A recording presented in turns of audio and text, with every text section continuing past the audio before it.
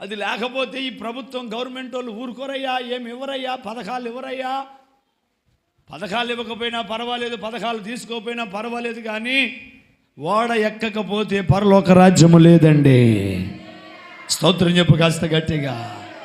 ఓడ ఎక్కకపోతే పరలోక పర్వతానికి, ఆ పరిశుద్ధుడు నివాసము చేస్తున్న ఆ స్థలానికి వెళ్ళటం అసాధ్యం. ఈ సంవత్సరం కాకపోతే ఇంకో సంవత్సరం. చాలామంది ఫోన్ చేసి, పాస్టర్ గారు మా అమ్మాయి అబ్బాయి పెళ్లి చేశావు కదా, సర్టిఫికేట్ ఉందా నీ కాడా?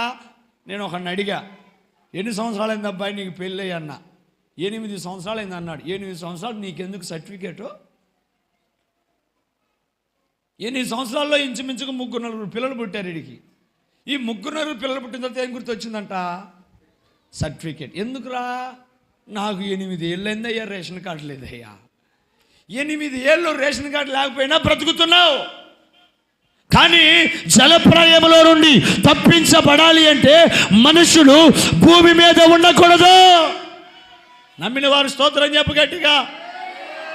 జలప్రలయం నుంచి తప్పించబడాలి అంటే నోవా గారు దేవుని వర్తమానము చేత, దేవుని చేత ప్రకటన తీసుకొని ఏదైతే ఓడను భూమి మీద కట్టాడో ఆ ఓడ ఎక్కితేనే నీవెత్తబడుదువుగాక.